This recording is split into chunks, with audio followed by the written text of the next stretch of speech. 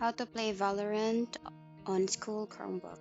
Hi there, today we'll learn about how to play Valorant on your School Chromebook. What you need to do is go to GitHub by searching it onto your browser, and you'll be routed into this page once you click on the first site.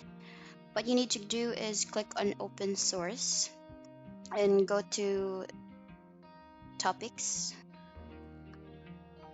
Once you go to topics, what you need to do is to search for Google by scrolling down and then click on load more.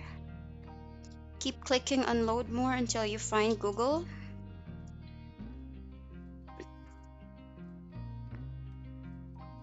There, once you find Google, click on it.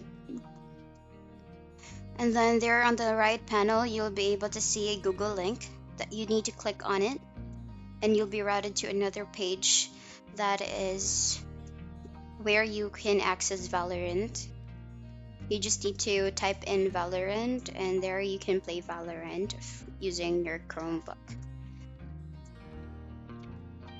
And that's the end of the video. Thank you so much for watching. Bye.